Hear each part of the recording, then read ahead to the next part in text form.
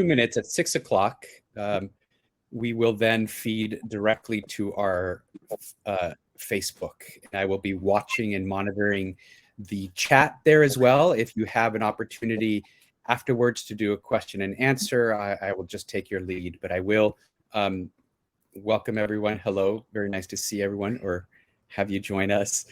We are setting up. We still have about a minute, but just finally going through some of the final details of our broadcast.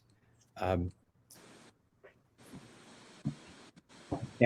as I was saying, I'll dip my square off and allow the two of you to be on the stage with your program. But Mama Vera from Community Book Center is trying to hop on her phone to do a little introduction. And in just about a minute, I will check to see that our broadcast to Facebook is on.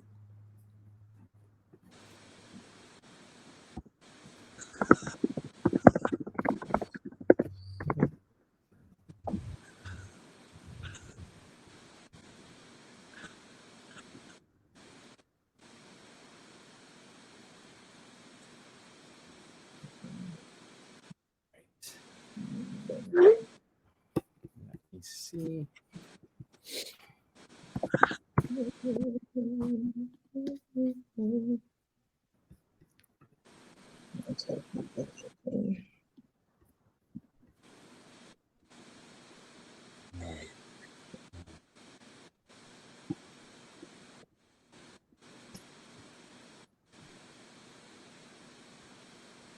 Okay. So I will continue with that.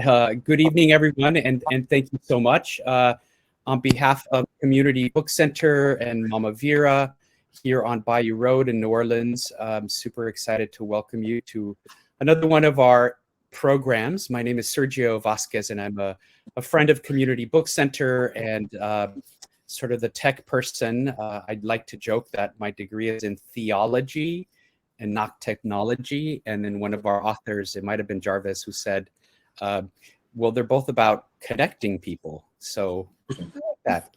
I like that. So thank you. I love connecting people, especially when it comes to issues of justice, issues of culture.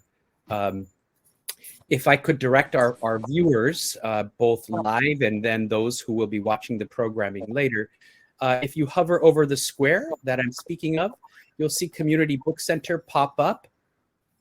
If you just hover your mouse, again, if you're able to and it's safe, you can follow Community Book Center. And as you follow, you'll be led to some registration steps, perhaps, and you will be notified 10 minutes before our future programming. And on our Crowdcast page, you can see the amazing authors that we have had come through Community Book Center. So I will minimize my camera here and welcome our speakers to continue with the program. Thank you. Oops. And here we go. Thank you. Hello, New Orleans, and hello to everyone who was watching from near and far. It is my pleasure to welcome Randall Jelks to Community Book Center's virtual book talk today. We will be discussing Letters to Martin, Meditations on Democracy in Black America. You can see that is the book. We encourage you to certainly support Black authors and support Black bookstores. So with that, I want to welcome Randall to our conversation for this evening. How are you? I'm well. How you doing? I am doing good. So, you said you were a New Orleans native, and so let's get that out the way because New Orleans folks, they want to know where you're from, who your people, what school you went to. So just tell us a little bit about your New Orleans roots real quick. Oh, well, my grandparents are from East Feliciana Parish on one side, Point Coupé Parish on another side, Lafourche Parish. So, I have my New Orleans bona fide. I was born 1824 Phillip Street, right off of where Barone Street makes that crazy turn. In my childhood, several cars went into our house when I was a kid. I went to, interestingly enough, I grew up starting school at a small Lutheran school on Washington Avenue called Bethlehem Lutheran. And then I went to McDonough 36, now Mahalia Jackson. And I went to S.J. Green for junior high. And then my mama took me to Chicago because she said, Louisiana is 49th in education, Mississippi is 50th. So I attended high school in Chicago. And somehow I made my way to the University of Michigan as an undergraduate. But my family, my dad, my mother, both who are deceased, and my stepmother, my parents divorced, but they're all from New Orleans. So New Orleans is really home for me. And, you know, my mom is buried right across from Mahalia Jackson. It feels like Central City right there at Providence Mausoleum.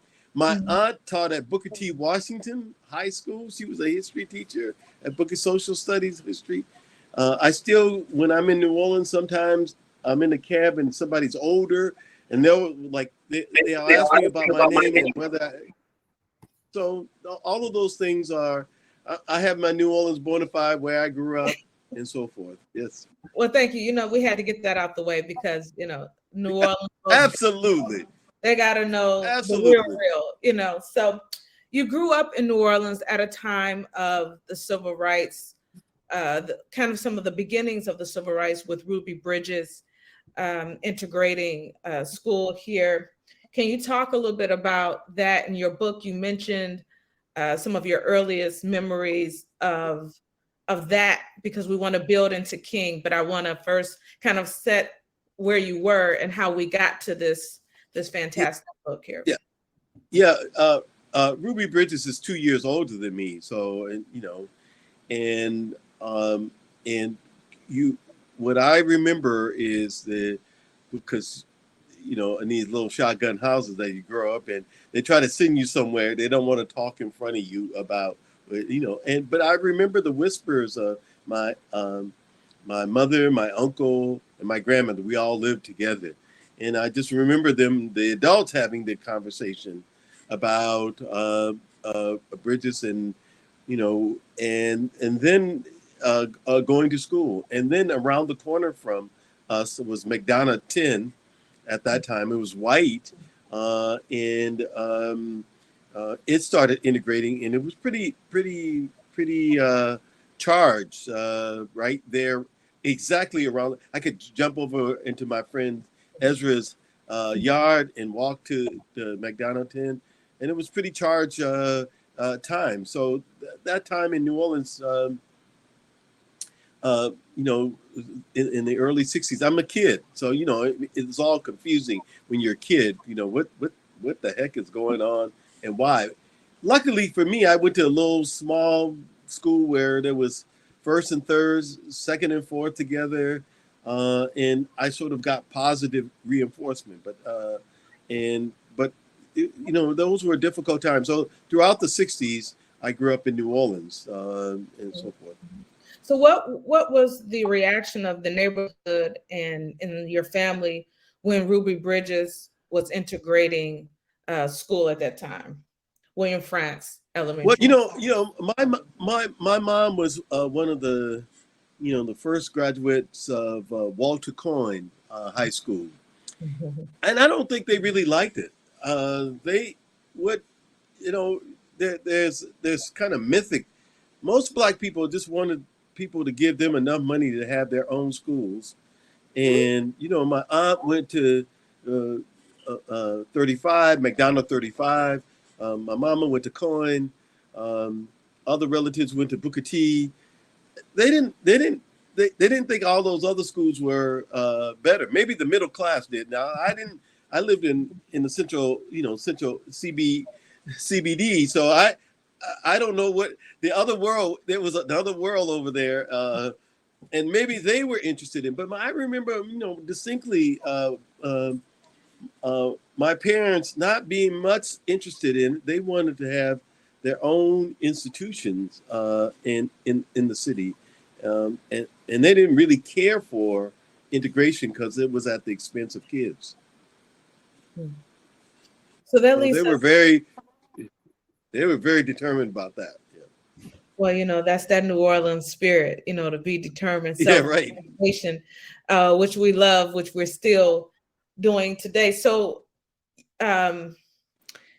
you grow up in New Orleans, you leave, you go to the Midwest, which is a different energy.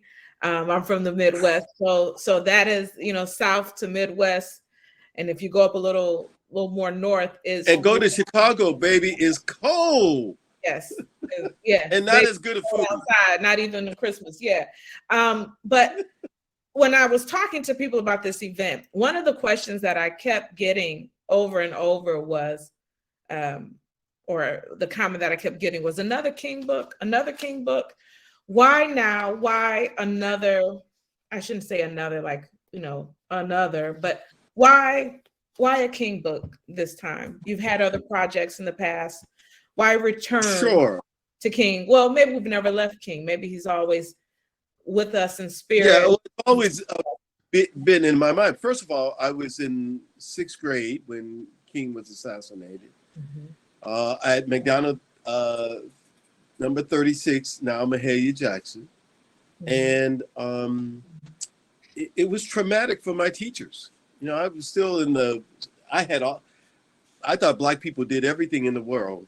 I mean, because I had all Black teachers. So my image was filled with Black people did everything. And my first male teachers were 5th and 6th grade, Mr. Bush in the 5th grade, Mr. Price in the 6th grade. I had music and gym teachers.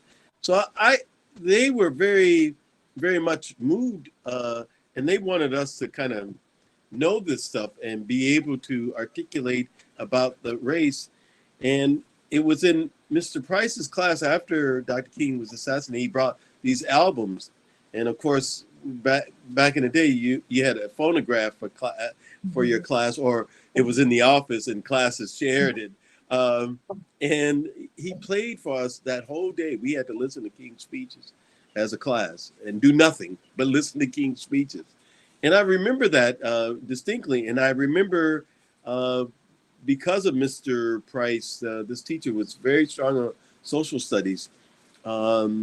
I began to read newspaper articles about what was going on around the globe. And so back to your question, why another King book? First of all, nobody ever asked why another George Washington book, another Abraham Lincoln book. There's been more ink than blood now spilled over the Civil War, right? My book is different. I'm not trying to write I wasn't trying to write a biography of King. And there are lots of academic titles on King. But I think as the voice, he wasn't the only person in the civil rights movement. And of course, in New Orleans, we know this. I mean, and there were lots of people, but he was a voice. And he did win a Nobel Prize for peace.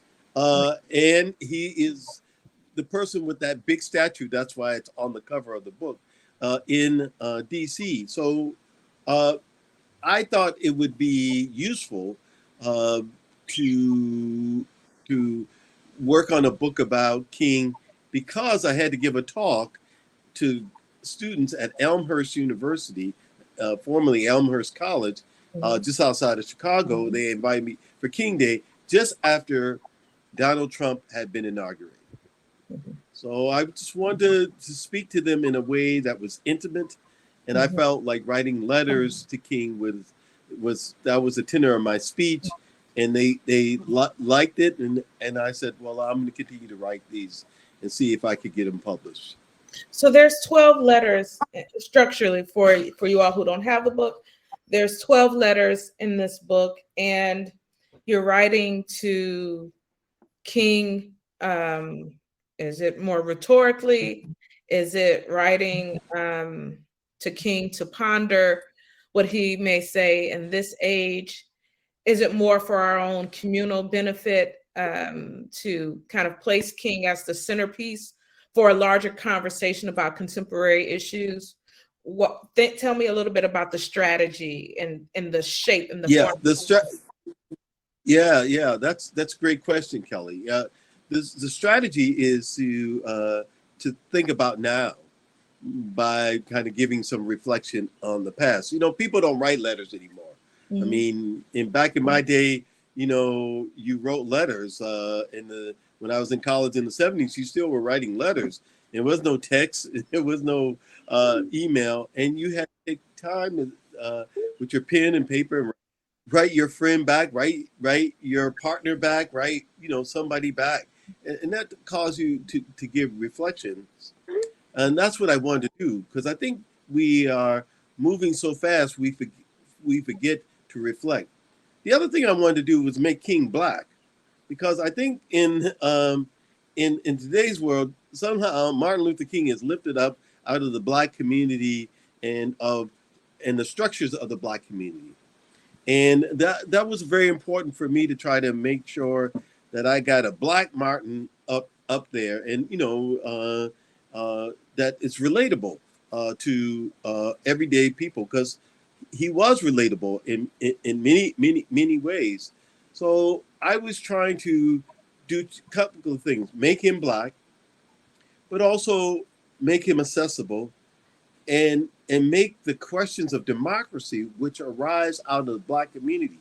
And I don't mean that just in the terms of rising out of the stuff we're dealing against, but out of the very spirit of democracy that Black America has formed. There are no more democratic people than Black people in the United States. Our music, jazz, one of the great world music, is a democratic form of music. And so I wanted to say, we need to look inward about how we think about democracy as a sort of a form of spiritual engagement. How we going to treat others? How we going to treat our relationships to even minorities in our own community, our own Black community? How we respect one another. So I was really trying to write out of that spirit. I'm going to ask a few questions. I want to pivot back to making King black, which suggests that he has been perhaps taken from us, taken out of the Black community, if you will. And I want to talk a little bit about that, because I think I read somewhere that you were talking about, although he was very educated and very articulate, he really pivoted in labor issues and hard and working class people. And so I want to hear a little bit more about making him both Black and human. And I know in the book you talk about the famous photo, I think is famous now, with him smoking a cigarette and being bent over, and that we don't generally think of King as a smoker or being tired, because you know he's been to the mountaintop and all of those things. But can you talk a little about the audacity to try to make him Black and, you know, more human? Yeah, well, you know, when I first saw that picture was one of my Chicago uncles' book. He had a book entitled by the great novelist John A. Williams, the king that God didn't save. And in that picture, I was just thumbing through that book in my uncle's little study, what he called the study, and I came across that picture. I had never seen that picture before, and King looked just like the men in my Central City neighborhood, tired. It's like 4 a.m. in Birmingham. It's just he and Andrew Young. He's bent over with a cigarette dangling from his hand, his legs crossed, and he just reminded me of the men, you know, who went to work every day, and it just tried to preserve enough energy. Back in those days, lots of people worked longshoremen and other kind of menial labor, but physical, and so exhausted. And I never thought about, was as a kid, it's Dr. King, but I was trying to think about him as this. I learned from that picture that he was a worker in the struggle for democracy. You asked another part of that question too. You wanted me to answer, and I lost it thinking about that photo. Yeah, I think that I was asking about making him Black. Yeah, well, we forget us, what he is to white folks is a little bit different. So talk. Right. Well, the other side is, because of his clergy status, and he was supposed to be up high on the roof, but he had a ribald sense of humor. He had a body sense of humor. He could signify, and we don't see that side of King, but that is a real side of King as a as a Black man that I think people would deeply appreciate, because he did have a male rival sense of humor. He's born around the time of my daddy and them, 1929, 1930, all of those. So he was really in touch with his community, and he went to Morehouse College and so forth. So that's really, really important for us to remember. He was shaped as much by Black institutions, such as Dillard, such as Xavier, Morehouse, Spelman, and I just wanted people to know that that's how I really could be in touch with a kind of King, and that was through that, looking at that photo. And then he spoke to labor issues, which people don't know. It's a whole volume about his labor speeches that we just, because it doesn't get played on television, nor does it get played on radio. But he really worried about the laboring conditions of Black people. And he understood that. He understood that because he was on the ground at Ebenezer, Auburn Avenue in Atlanta, and so forth. And he was very much concerned about what would automation do to us. In terms of everyday working people as well. And I think you mentioned in your book on page 12, a sermon that maybe particularly the younger generation may not be as familiar with, which is the remaining woke through a great revolution. And you hint that the common or the popular phrase that young people are saying now about stay woke really staying woke, yeah, is really rooted in a King sermon, and which goes through some of what you're saying about not only from a spiritual and a racial perspective, but about staying woke in the great revolution or the revolution or the times that are constantly changing in front of us. To that point, I want to pivot really quickly on democracy. The book is Letters to Martin, Meditations on Democracy in Black America. When I was sitting thinking about why meditations, and it reminds me of the current language around mindfulness, to be mindful that this is not this is a quiet book, but a powerful book, in that you can sit with it.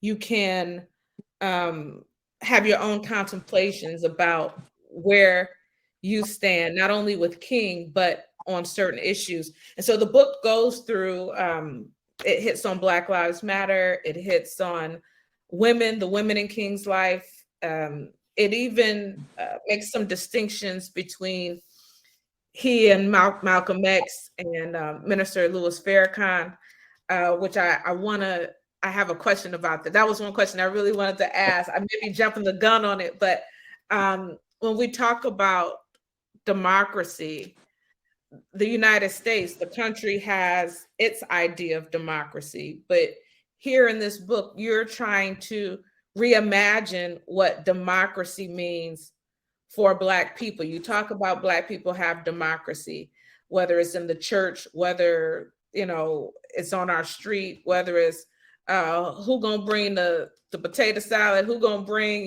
this and that, the crawfish, all that kind of stuff.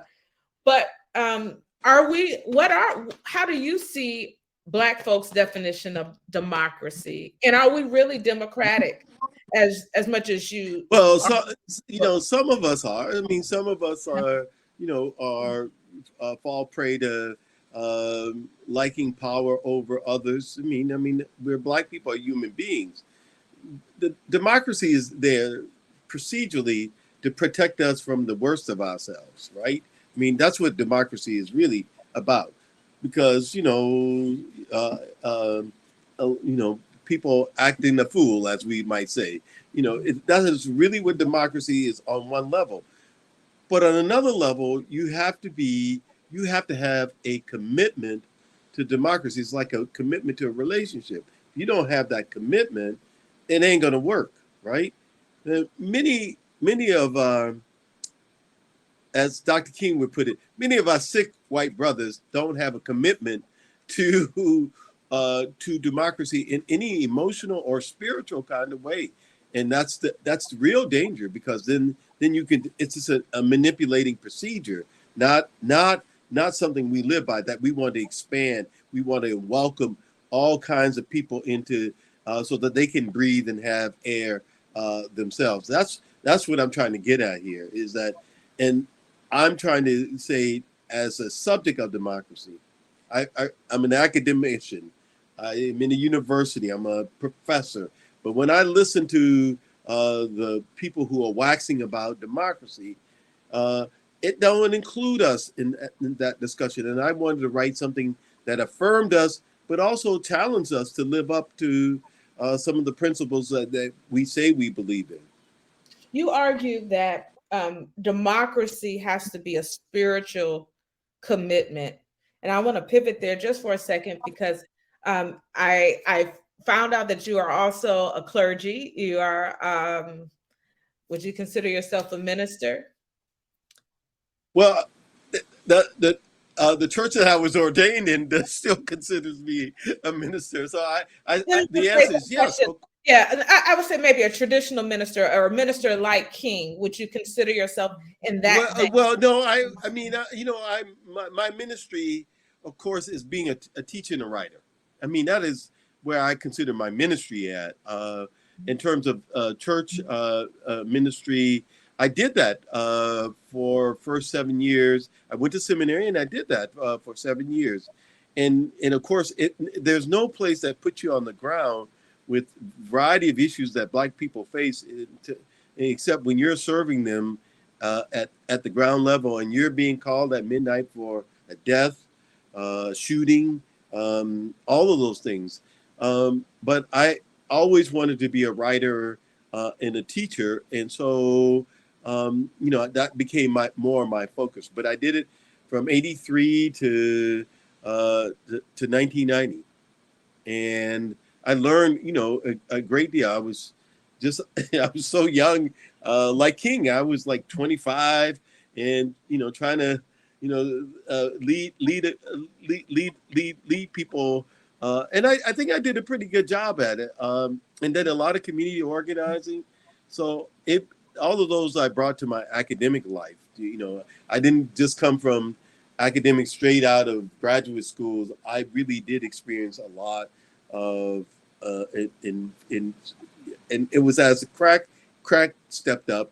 It was the crack era, and so I unfortunately had to do a lot of funerals from people getting shot and killed on the street, and HIV.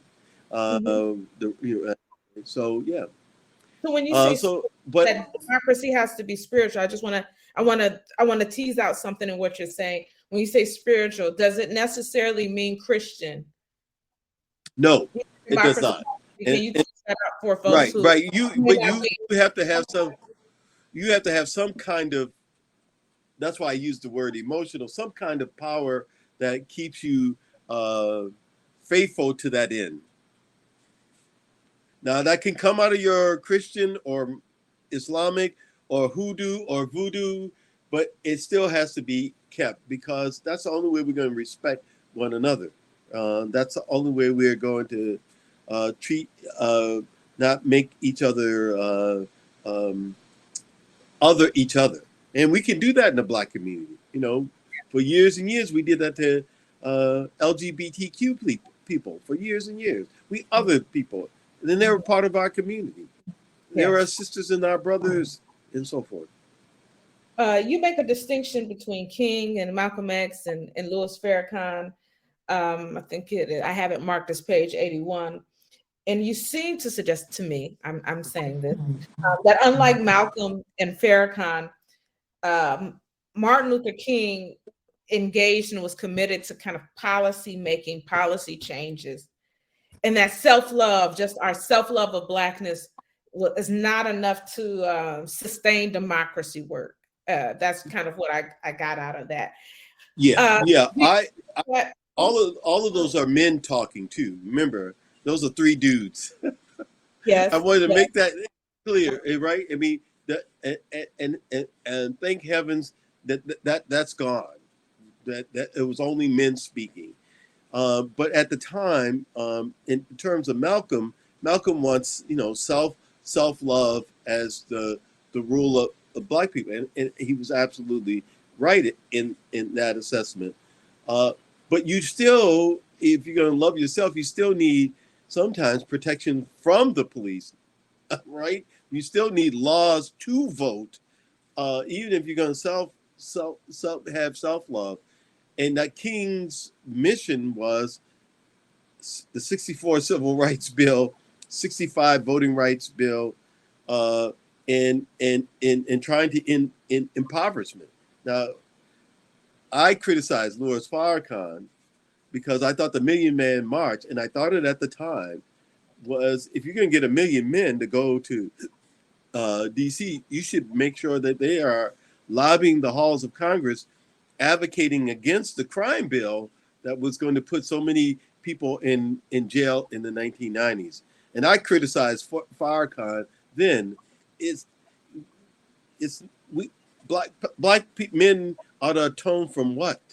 And that was my criticism, that it was a great exercise, and many of my friends felt wonderful about just getting together with Black men and feeling safe. And I think it has some power.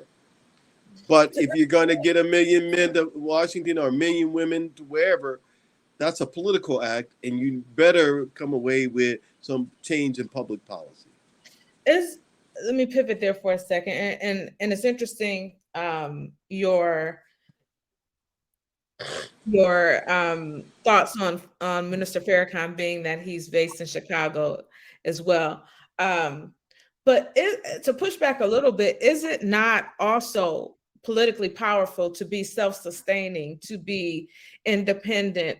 Yes, going into the halls of Congress is certainly needed, but the work that, let's say, the Nation of Islam did with bringing men off the street, cleaning up men, so to speak, and making them not only self-sufficient economically, but emotionally and spiritually self-sufficient. To that point, is King's strategy still, you feel, applicable today? Do we need more self-independence? I remember my grandfather, my grandmother always went to church, and my grandfather would always say, I'm not going to church until you tell the white folks to go to the altar. When I see the white folks going to the altar and changing, then I'll come to church. But I'm not going until I see some white folks repenting. And he never used the word racism. He always called it white people. And I want to pivot on that, because I know that we, you know, King is, and I'm playing on words here, King kind of our You're a poet, you should be. Yeah. However, say that again. However, I don't want to discredit what Malcolm and the Nation of Islam and others have done to encourage us to be self-sufficient. Oh, I was never doing that. I mean, I lived in the same neighborhood that the Nation of Islam bought it, the old Greek Orthodox Church in Chicago, and made it their mosque. I wouldn't ever say that. But I would also argue that self-sufficiency came before the Nation of Islam.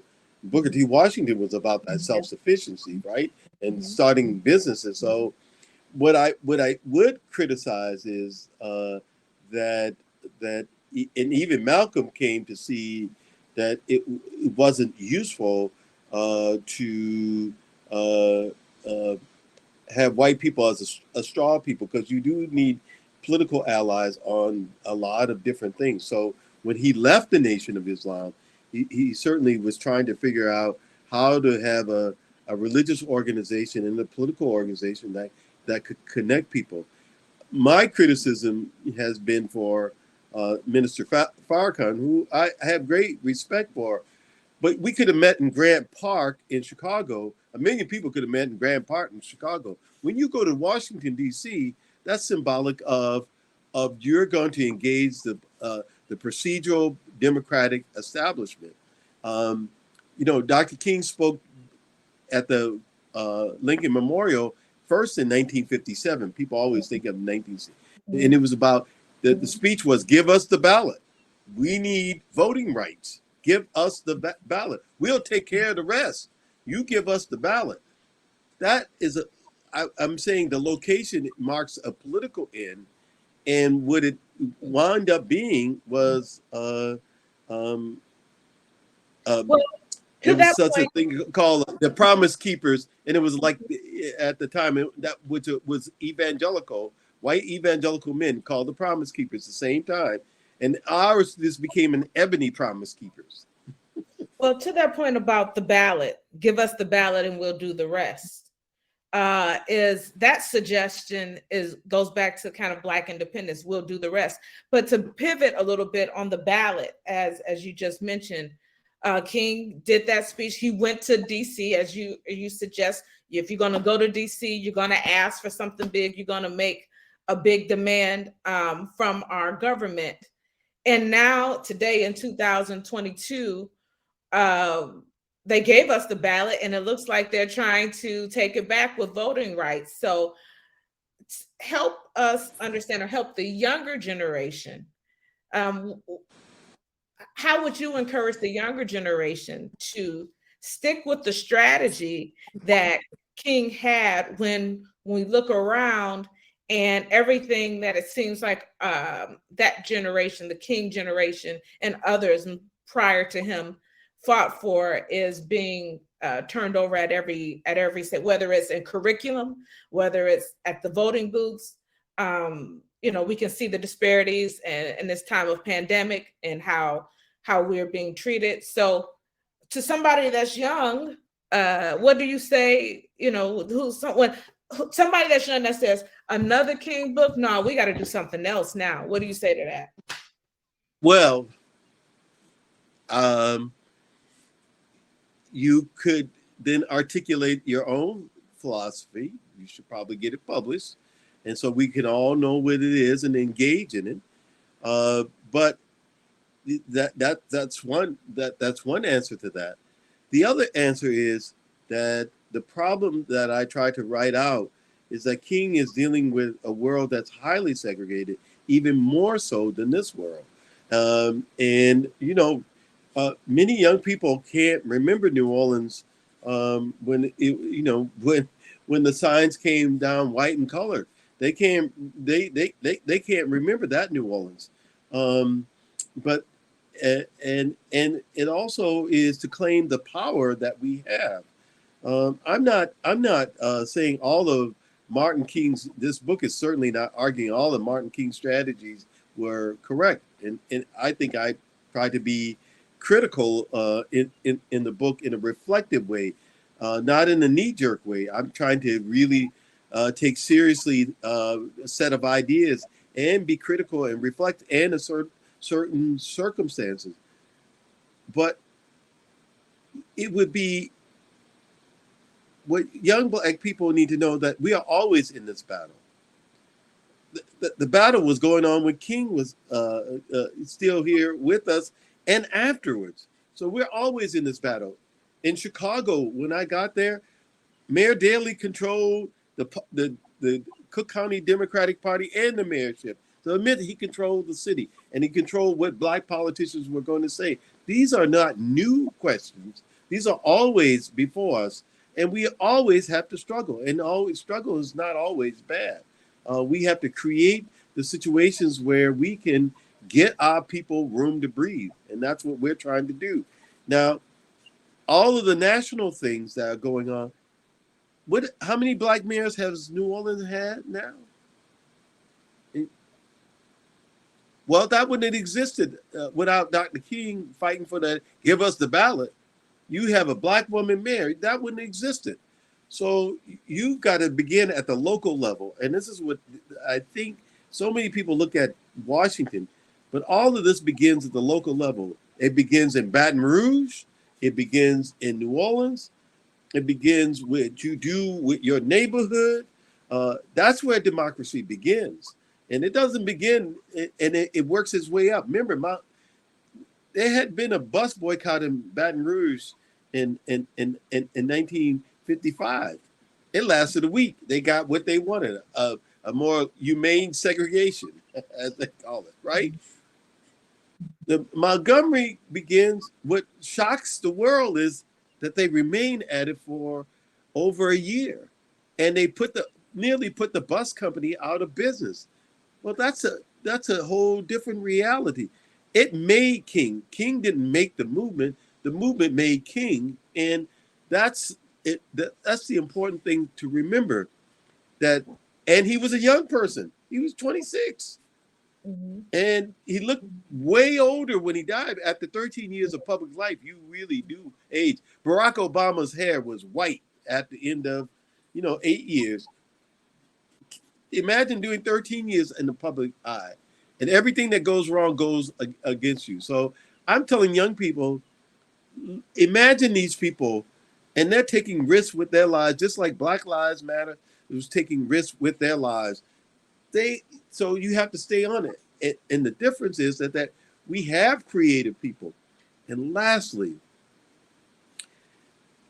Kelly, I've taught in Ghana, I've taught in Germany, and I've taught in the Czech Republic at universities.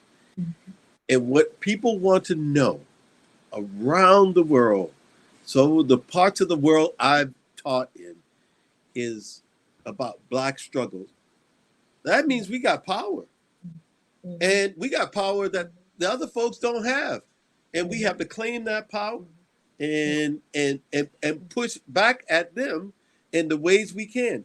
So that's going to be the reality. If Frederick Douglass said years ago, you can't have freedom without struggle. Mm-hmm. Mm-hmm. Two, I'm watching our time. I'm going to ask one more question about the book. For you all who are watching, please drop your questions to us. I think we've had a lively conversation this evening. Oh, I love it. I'm sure there's probably some folks that have some questions out there. I want to go back to the book for a second. The format I mentioned earlier is 12 letters, but I think there's maybe just two letters. But for the most part, each letter begins with lyrics from a song, whether it's Marvin Gaye, What's Going On, whether it's the Staple Singers. Why did you choose to open each letter with lyrics from a song? And is there one song in particular that you feel really captures the life of King? Oh, first of all, I started that because, like, if you ever read for young people out here, Souls of Black Folks, all of the Souls of Black Folks, Du Bois has these hymns, or what he called from Frederick Douglass about spirituals, the sorrow songs. Mm-hmm. And I was like, well, okay, my generation didn't have the sorrow songs. In the same way, we sang spirituals, but we didn't. So I wanted to use lyrics that I was thinking about from artists who have reflected on King in some way or another, from Gil Scott Heron to the Staples singer.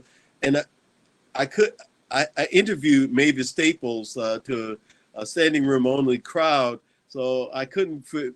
I I I had to have a Staples a song in there, but I just thought those songs were, and lyrics throughout the essays was important to me, and in ways because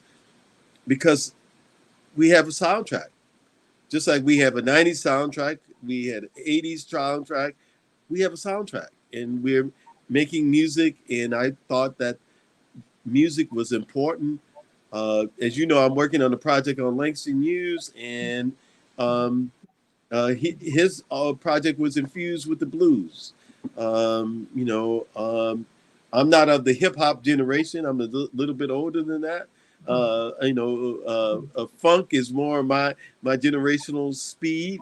But I wanted to have these songs because I think it's important for us to remember the music, because that gave us a togetherness as well. Before we go to questions, I just want to take a small commercial break to thank Community Book Center for hosting the last Black bookstore in New Orleans. Big shout out to Mama Jen, who always keeps it real. Love you, Mama Jen. Love you, Mama Vera, for agreeing to host this conversation. Here again is the book, and I believe they have some copies at the store. You can certainly order from Community Book Center and support our local bookstore and local small Black businesses.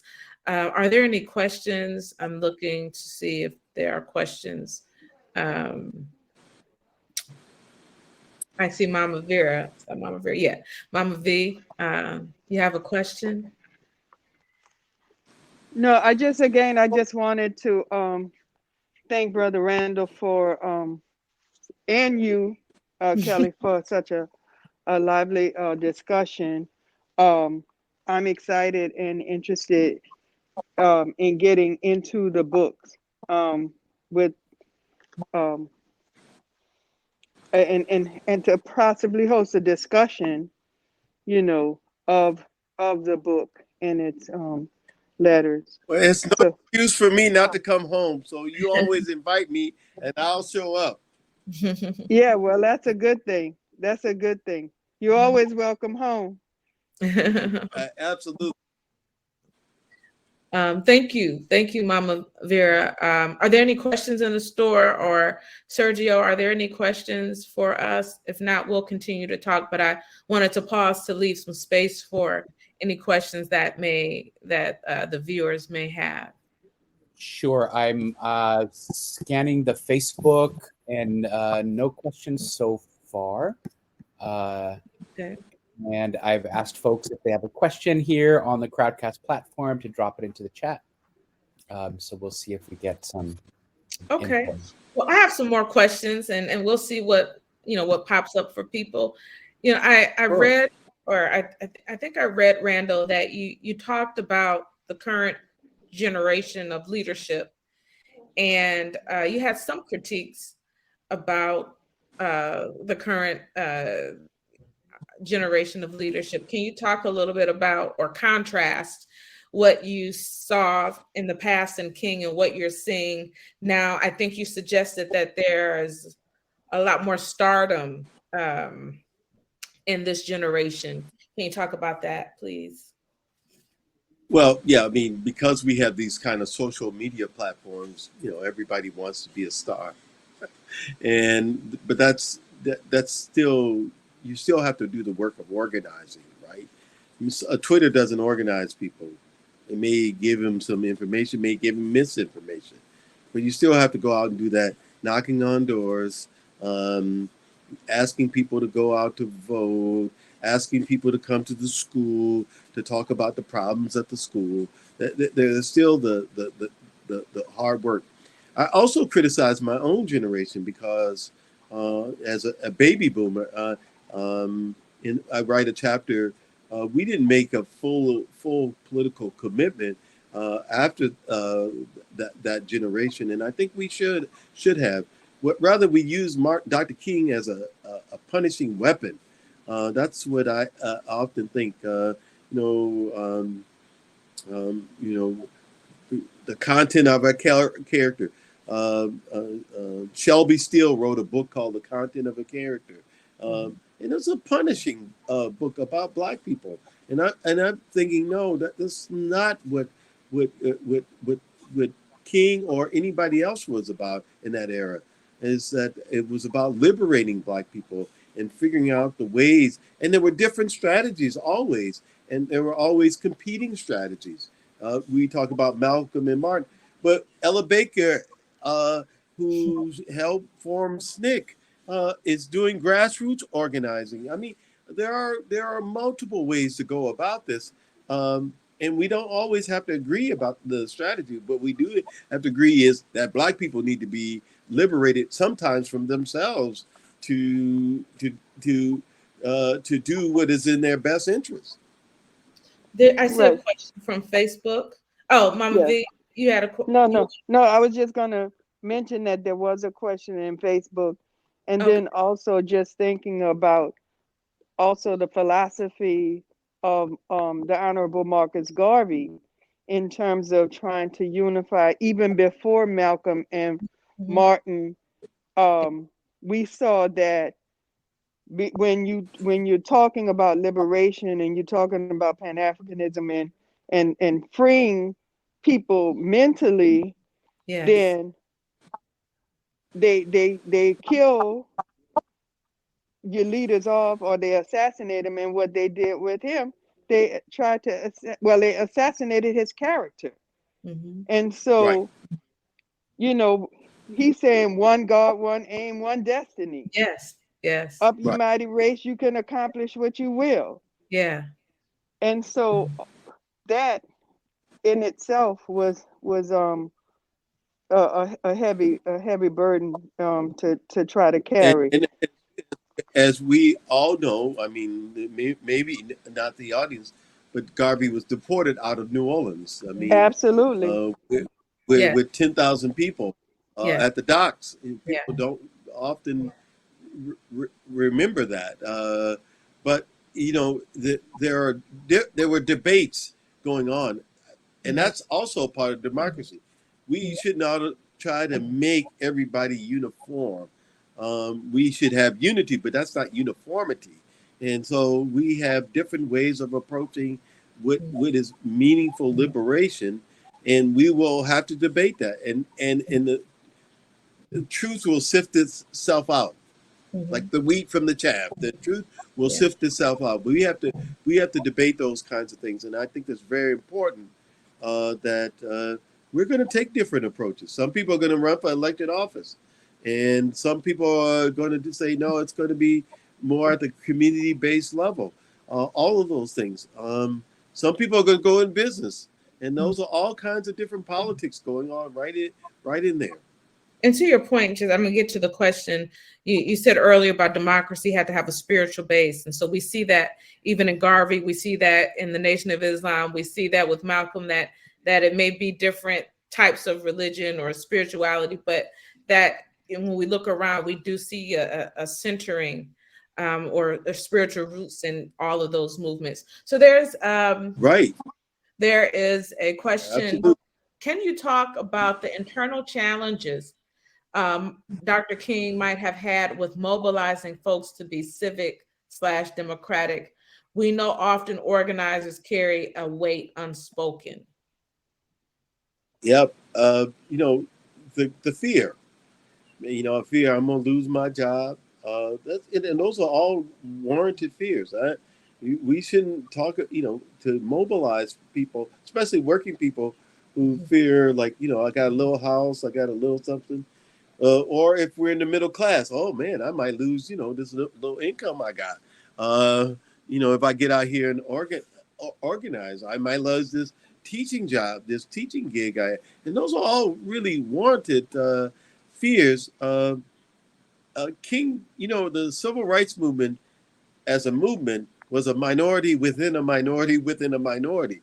All around New Orleans, those were, you know, people who were Aretha Castle. Those were really extraordinary people doing extraordinary things on behalf of a community, liberating it. My grandparents were like, oh, I ain't going out there marching. I got to go to work at the train station. I mean, I understand, but somebody has to do it, and that's why it fell on the burden fell on young people, because they didn't have as much to lose then. Although lots of them in the long run, not all of them were victorious, and we shouldn't tell that story either. Civil rights movement people, many of them, didn't end up on having a lot of dough or a lot of money in their pockets, and some of them I talked to are bitter, because they felt like they sacrificed, and the kind of money that they needed in old age they didn't get. Yeah. Mama Vera is she's provided some links to petition to have Marcus Garvey exonerated, and there's a website, justiceforgarvey.org. Oh. As we speak his name, reminds me of the Plessy thing that just happened. Exoneration. Yep. In New Orleans. So we give thanks for that. That sometimes, as the Bible says, one man plants or woman plants, another water. So, to quote another lyric of a song, a change is going to come. We have nothing to lose but our chains. And so that's right. Right. We can commit to that. And especially now in this pandemic, look, this pandemic has flattened a lot of things. We have to move. We got to move, Carefully. Yes, carefully, but courageously as well. Are there any more questions? I want to give the last few minutes. Thank you, Randall Jelks, for joining us, New Orleans native, for being our guest, for being Community Book Center's guest. Community Book Center, thank you, not just for tonight, but for always being the place, the home for not just writers, but for Black folks.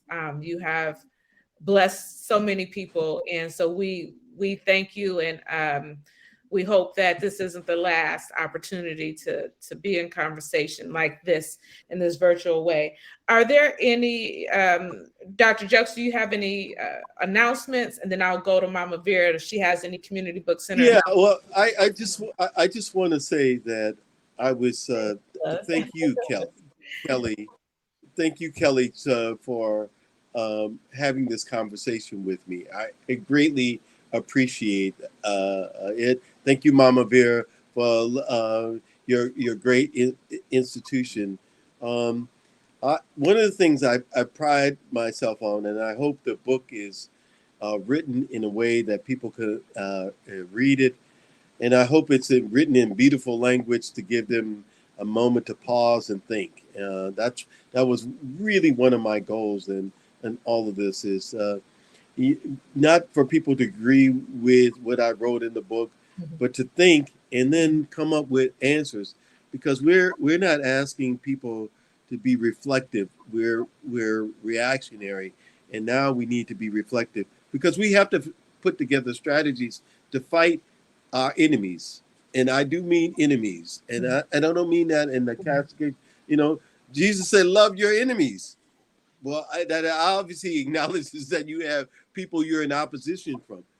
You want to give them humanity, and that's the thing that I know that I have oppositions, and I know who they are, and they know who they are, but we need to be reflective about our, or as you said, mindful, because that's what the whole idea of meditations is to take a step backwards and think about what we're saying, and be reflective about what we're saying, and not just having simplistic answers to everything. I want to interrupt real quick, because another comment just came in, and I think we might be cut off. I'm not sure how this goes. Sergio, you can let us know. Oh no, we're good. We're good. We're good. Okay. Yeah. Thank you. I was getting a little worried. There are so many challenges today that have persisted from Dr. King's era, and so many more today. Things feel overwhelming for folks. What are words from Dr. King that he may have for us to continue on? Well, there are so many words. I mean, that's the thing that one of the great things you can actually do. Claiborne Carson, Dr. Claiborne Carson, uh, put up the Martin Luther King Jr.'s papers. You can actually go online at Stanford University and find all of the obscure speeches that he made. So there are all kinds of ways. That's why when you asked me earlier about staying woke during a revolution, I want people to know that he was telling young people that the world is changing, that you have to be aware of what's going on, and and make sure you are understanding the full dimensions of what's going on. Else you'll be like Rip Van Winkle, that famous person of the American Revolution who slept through 20 years of the revolution. And to your point, I just want to inject one thing. The importance of, Baba Kalamu often talks about documenting oneself, because people will say you're not there if Black people don't document ourselves. And absolutely, I'm a historian, so yes, sir. As a writer, King left us, not just as an activist, but as a writer, he left us his words. And so, although we don't write letters as much anymore, we all should be thinking about the longevity of words and how we place them, whether it's in print, whether it's audio now, that this lasting legacy of what we say and how we think is really at the crux of why we do books in the first place. And so we are blessed to not only have just had him out in the streets marching and protesting and preaching, but we have a amazing breadth of work, written work, that he has left us, that we can return to over and over and over again, generation to generation. So I just wanted to lift that up, that when we write, whether somebody publishes it, whether it's on the New York Times, we are leaving record of ourselves. And that's one of the reasons why I write, is to document my own self, and because I can't leave it up to somebody else to do it, right? Absolutely. Are there any, Sergio, are there any more questions for us? I do not see any. Let me take another last quick little scan, but maybe Mama Vera could also talk about the books and coming to that. Okay, so Mama Vera, if you can just, for all you who are watching, who may be watching in real time or after, please support Community Book Center and Black writers, and any events you have coming up, Mama V. Yes. Well, first of all, we want to let everyone know that we do have Randall's book. I don't know how to manipulate this. We have it on display, but I don't know how to flip my camera here. So we do have the book available here at Community Book Center, and we will be receiving the signed book plates for folks who want to get an autographed copy of it. It is available here at Community Book Center. We also will just be hosting a story time this Saturday, the ABCs of Black History at 1 p.m. That will be for our young people, and that's at 1 o'clock on Saturday. And then also on the 19th, the following Saturday, we will be having a crowdcast event with Leah Henderson, the author of Daddy Speaks Love. And we just encourage folks to come by and support. We celebrate Black History 365 days a year. We don't limit it just to February. And, we just thank the community for their continued support. Thank you so much. And thank you, Kelly. And Thank you. Thank you, Brother Randall, for joining us. The pandemic has actually created more opportunities for us to have events virtually. I'm not really a techie person. That's why I had a hard time getting on earlier. But Sergio is a blessing to help us. And interesting enough, we had a couple of people to show up at the bookstore today for the event. You know, it's like, is there an event going on? And I just flipped the phone. I said, it's going on now. It's live. So they left, and hopefully they tuned in either on Crowdcast or on Facebook Live. So again, thank everyone for taking time out and joining us. And the book is available here. Come by and get a copy. It's a great gift, and just something to share. And professors, it could be a book that could be used in your course study. Yeah, absolutely. Yeah. Thank you once again, and I'm 100% behind Community Book Center. So let's get out there and support. And please invite folks to share and follow us on Crowdcast. We have a number of archived programs from a number of amazing authors. We've got another lineup on our Facebook programming, both of which I will be transferring to a YouTube platform and a channel so that it makes it easier for our community, our viewers, local and far away, to be able to access this great programming. So thank you both. Thank you. Randall, how can people follow you or know how to keep in touch with you? Really? Yeah, I'm on Twitter at dr.jelks, or I have an author page on Randall Maurice Jelks author page on Facebook. I'm on Instagram, Randall Maurice Jelks Books, or Dr. Jelks. So you can keep up with me. LinkedIn, whatever the social media, and I have a website. Would you like to drop your website, Mr. Randall? Would you like to drop your website into the chat just so that folks can then access it, both live now and then asynchronously as they tune in? I'll drop mine in too. Yes, please. It was a pleasure to, as Randall is doing that. Thank you, Sergio. Thank you, everybody.